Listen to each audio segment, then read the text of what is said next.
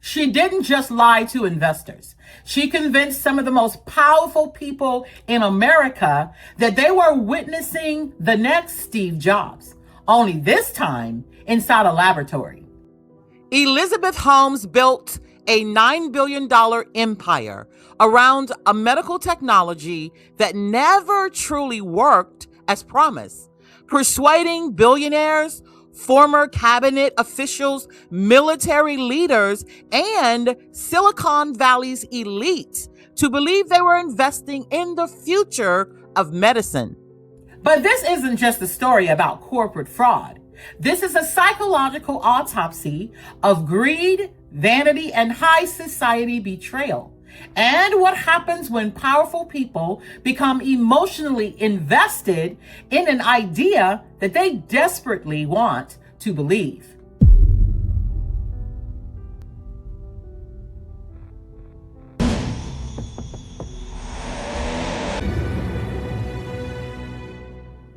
Hi, I'm Grayson Ellison, and welcome to Velvet Bones, where wealth is never just about money, power is never what it seems, and the truth, well, it rarely arrives dressed the way you expect. So we don't just chase the headlines. We chase the psychology behind them, the ambition, the illusion, the deception, because the biggest stories are never just about money.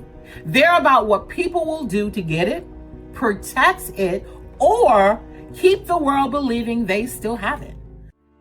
So if you're drawn to the hidden mechanics of wealth, influence, and the high stakes games being played in the shadows, welcome. You're just in time for the conversation. Her name, Elizabeth Holmes.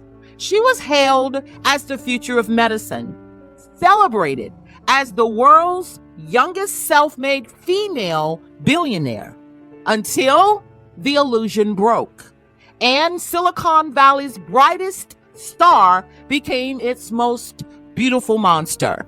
So in 2004, a 19-year-old Stanford University dropout walked into her room, sat down at the desk, and began writing the first chapter of what would become one of the biggest corporate frauds in American history.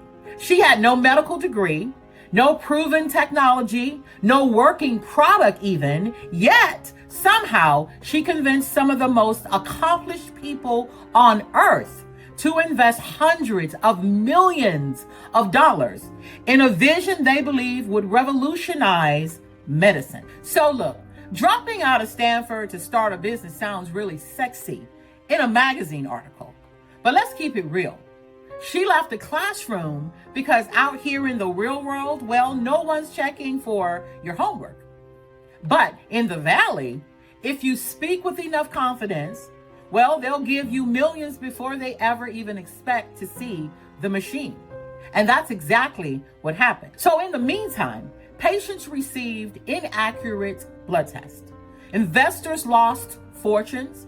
And years later, that same icon would be standing in a federal courtroom accused of fraud. So how does something like this happen? How does a 20-year-old convince people who built careers spotting risk to ignore every warning sign? So to answer that, let's step into one ordinary morning in Northern California. Picture this. The morning air hangs cool over Silicon Valley, just as the sunlight spills across the rows of polished glass buildings. Luxury sedans glide quietly into the coveted reserved parking lots where assistants prepare for another day of meetings worth millions. Fresh espresso drifts through immaculate reception areas. Calendars are packed. Phones are already ringing. But somewhere behind the glass, another company is about to pitch the future. So this is picture perfect, of course. Behind one set of frameless doors sits a walnut boardroom, polished to perfection. Crystal water glasses catch the morning lights. Leather chairs wait in perfect harmony. Aligned around the table sit people who have spent, get this, decades building businesses, companies that command armies, shaping policies, and making fortunes. Now, this is where billion-dollar decisions are made. So one by one, the room begins to fill. Former cabinet officials, decorated four-star generals, billionaires, titans of finance, men and women who built their reputations by reading people, spotting weaknesses, and refusing to be fooled. If anyone should have recognized a dangerous illusion, it was this room.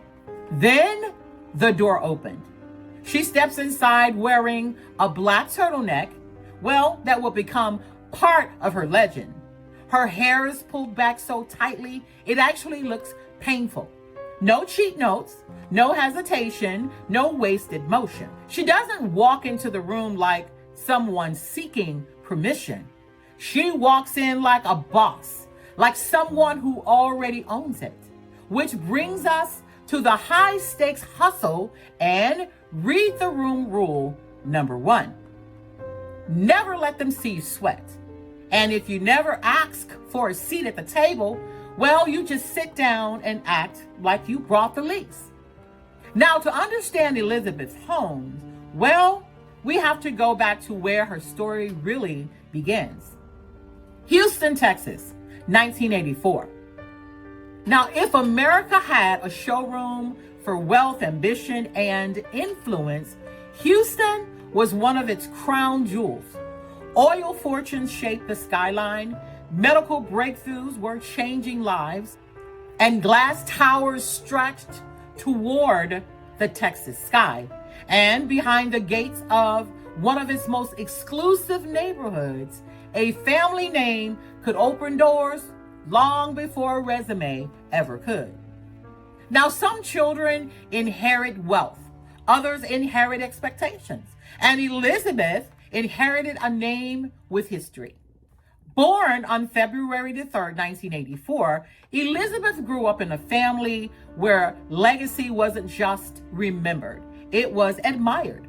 Her father, Christian Holmes IV, moved effortlessly between EPA government entities and executive boardrooms, while her mother, Noelle, left Capitol Hill to lead nonprofit organizations.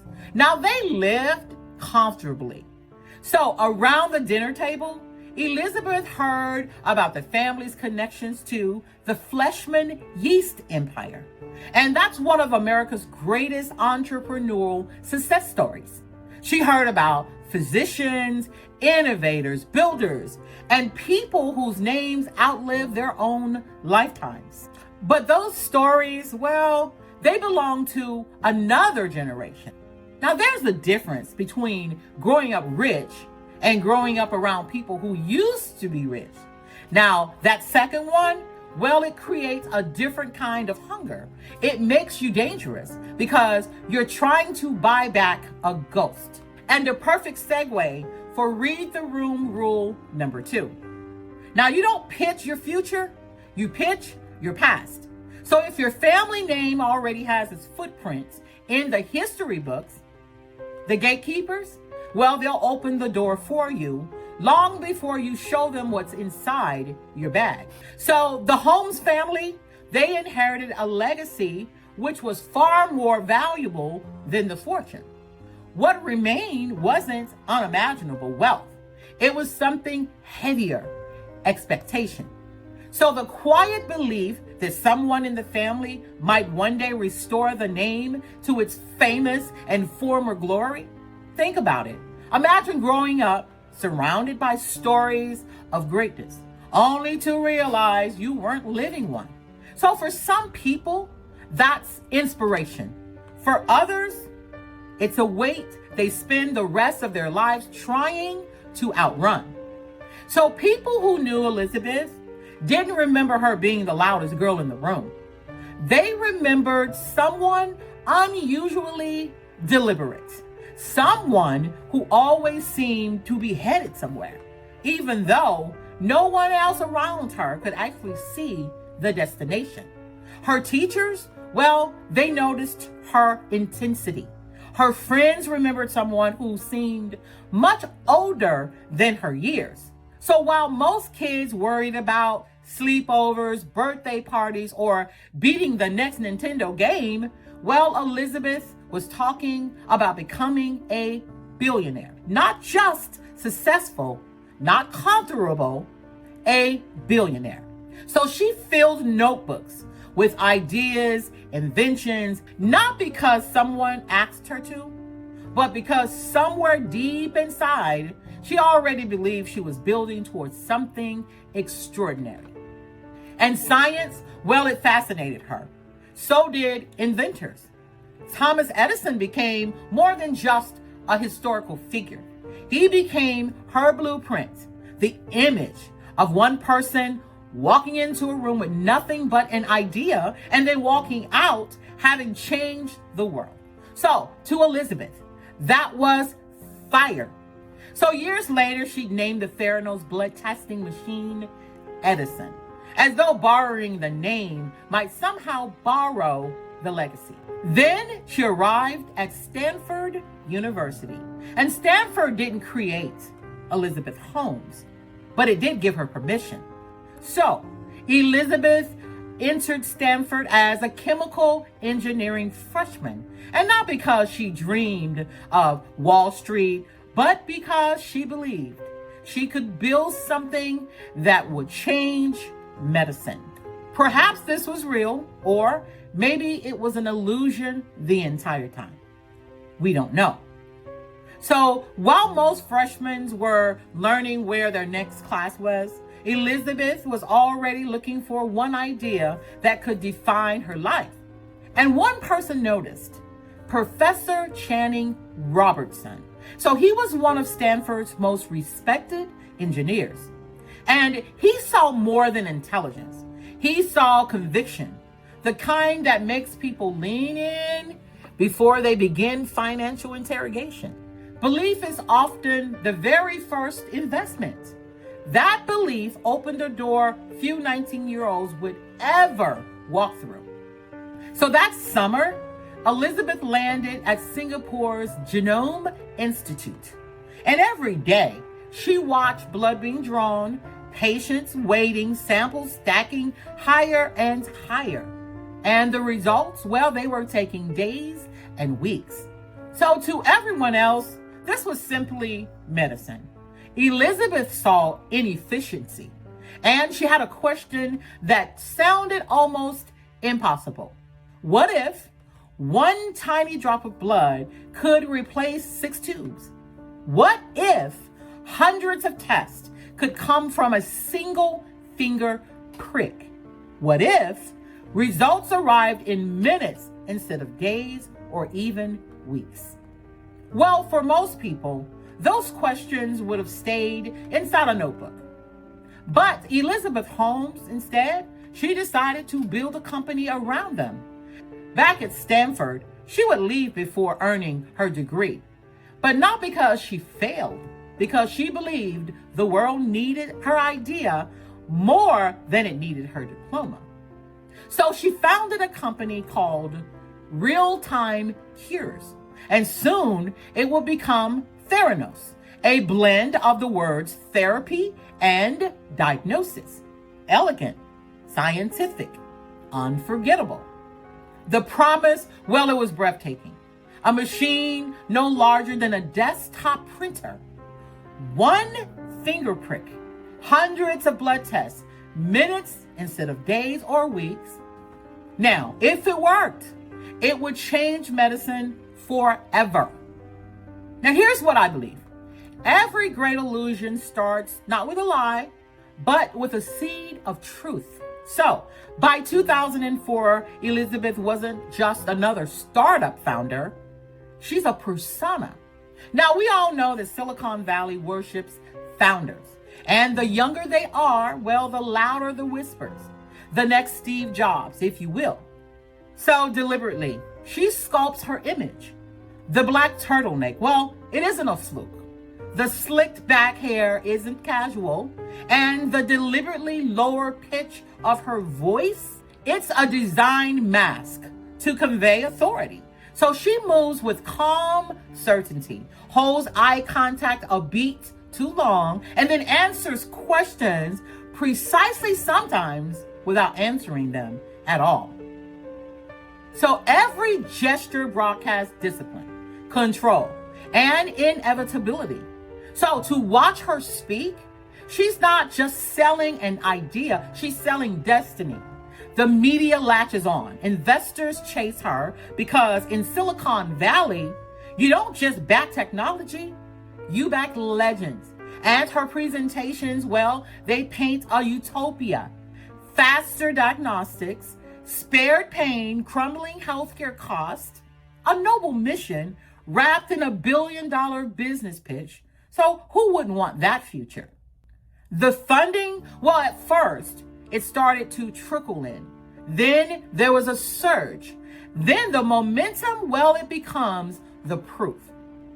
But everyone knows that all that glitter isn't gold. And inside Theranos Labs, reality whispers a different story. Edison, her prototype, well, he rebels, or it rebels against chemistry. Tiny temperature shifts, microscopic contaminant reports, a failed test, one after the other after the others. Engineers, they burn out.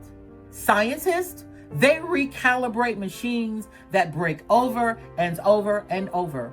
And outside, well, the myth grows. Inside, the silence creaks.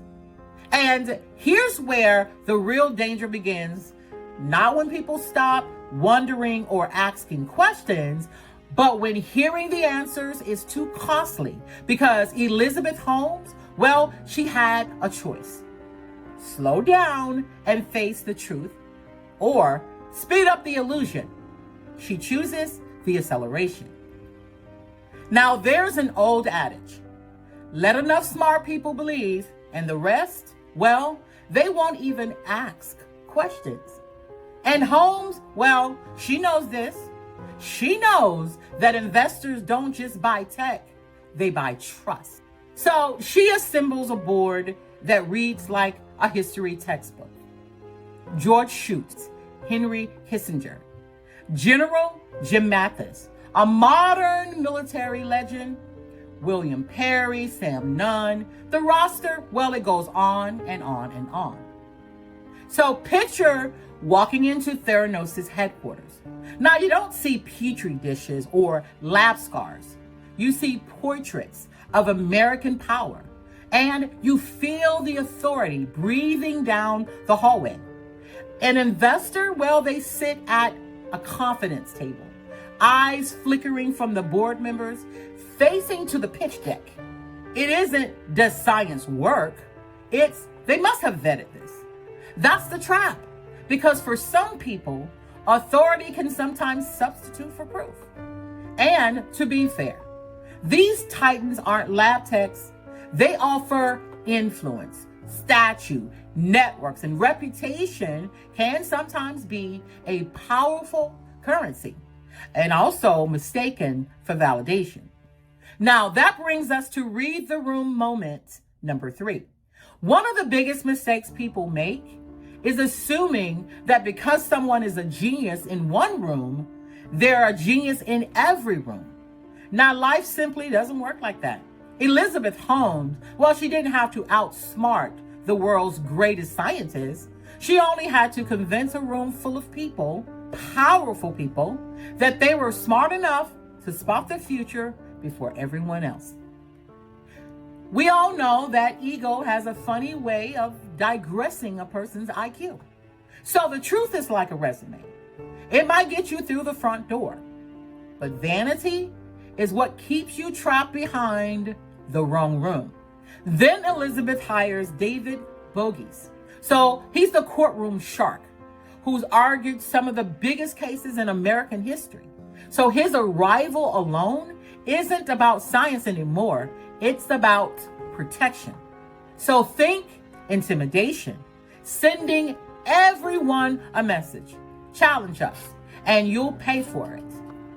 So headlines grow shinier, investors grow bolder. Theranos climbs toward a staggering $9 billion valuation. And Elizabeth Holmes, well, she transforms from startup founder into Silicon Valley royalty. She finally made it. So there's magazine covers, standing ovations, icon status, yes, and that. But behind those tinted windows, a different story is quietly unfolding. And at the center of this fortress sits Edison, the compact blood testing machine that Elizabeth promised would revolutionize medicine. It stumbles. Now, it was supposed to be the master compact blood testing machine that Elizabeth Holmes promised would revolutionize medicine. But instead, engineers chase one problem only to uncover three more. And scientists, well, they whisper behind closed doors because saying the wrong thing out loud had become more dangerous than actually getting the results wrong. Now, this concept has been proven. The moment a company spends more time protecting its story than improving its product, well, you're no longer watching innovation. You're watching image management. And image management has buried more companies than bad ideas ever will. So, picture this. A gleaming headquarters in Palo Alto, whisper quiet hallways, magazine covers featuring Elizabeth Holmes hang like portraits of royalty. Smiling receptionists greet visitors, while sleek displays promise nothing less than the future of medicine. From the outside, well, Theranos looks untouchable. But step a little further inside, and the fairy tale starts reading like a thriller. Doors click shut behind you. Another badge, another security checkpoint, another department sealed off from the next. Scientists working 20 feet apart know almost nothing about what the other team is doing. And Elizabeth, well, she uses her magnetic manipulation and tells investors that the secrecy protects valuable intellectual property. And employees, well, they quietly wonder if it's protecting something else entirely. Edison, the sleek black machine named after one of America's greatest inventors, refuses to cooperate. So here's the problem. One day the machine offers results that look promising. The next day, well, it spits out numbers so inconsistent you think that it had a mind of its own.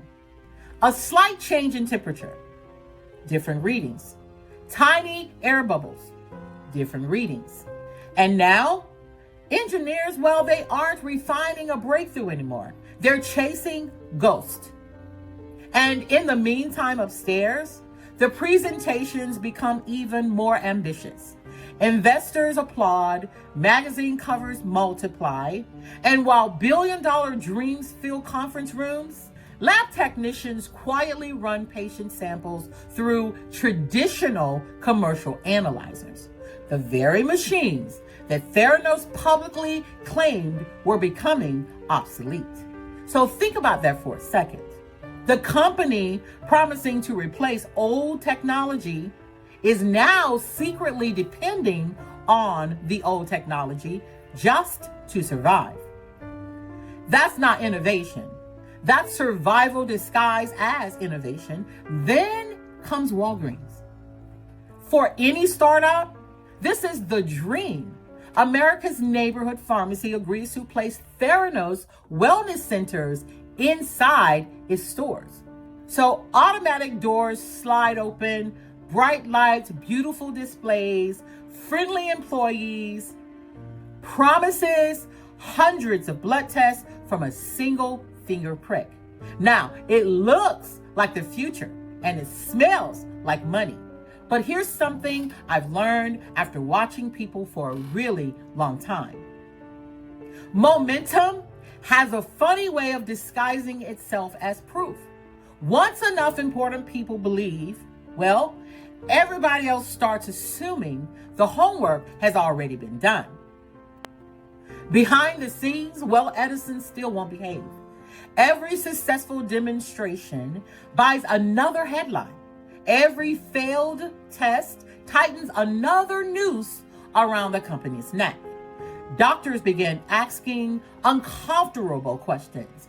Patients notice results that don't match other laboratories. Repeat tests come back with different answers, and inside Theranos, well, those questions land like cannons. The meetings stop, hallways go quiet. So meet Erica Chung, a young laboratory scientist who simply wants science to make sense, and Tyler Schutz, the grandson of board member George Schutz, whose own family name helped legitimize Theranos in the eyes of the world. Neither one sets out to become a whistleblower. They just simply refuse to ignore what they're seeing. And history has a funny way of turning ordinary people into extraordinary ones. And not because they're the smartest person in the room, but because they're the only person willing to tell the truth after everyone else has convinced themselves to look away. Which brings us to our final read the room moment. Pay close attention to what just happened. Now, science didn't suddenly collapse here. The culture did. The moment people become afraid to ask honest questions, the truth doesn't disappear. It just goes underground. And once truth goes underground, lies don't have to get smarter. They just have to get louder. Non-disclosure agreements appear everywhere.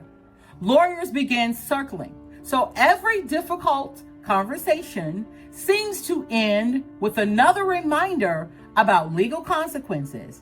And here's a solid, worth carrying long after this documentary ends.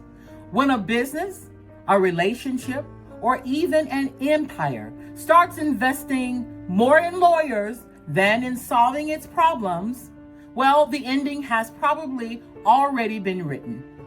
Then comes John Carreyrou of the Wall Street Journal. Funny thing about the biggest scandals in history, they rarely collapse because one genius solves the mystery. They collapse because one stubborn person refused to stop asking questions. So Carreyrou starts making phone calls. Former employees, scientists, regulators. One conversation becomes 5, 5 becomes 20, and 20 became a pattern. And patterns, well, they don't lie. So October 2015 doesn't arrive with flashing lights or dramatic music. It arrives with a newspaper, one story, one investigation, one question, and Theranos, well, they spent years trying to outrun this.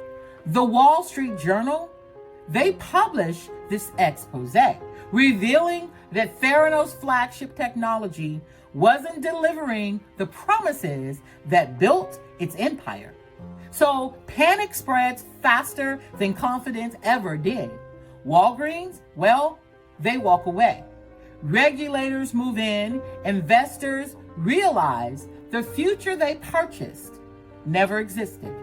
The $9 billion empire, well, it begins collapsing under the weight of reality. Federal regulators, well, they ban Holmes from owning or operating a clinical laboratory. Theranos has to void thousands of blood tests, forcing patients to question medical information that they had trusted with their health.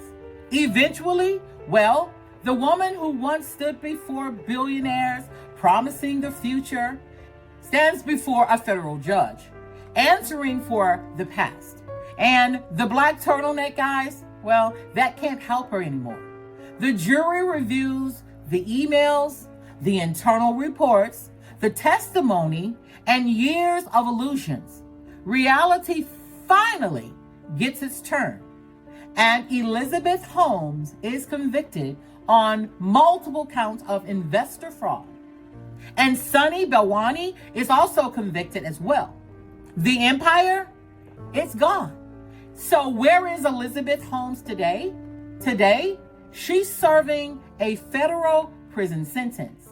The company that once claimed it would revolutionize medicine, well, it no longer exists.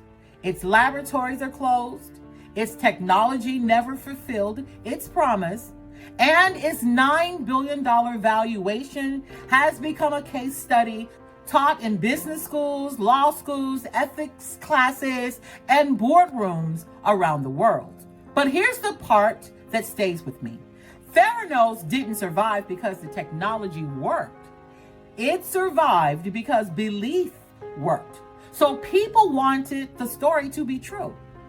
So if you love the autopsy of decoding the psychology of wealth, power, greed, and the stories hiding beneath them, well, subscribe to the channel, hit that notification bell so that you are alerted every single time we post a video.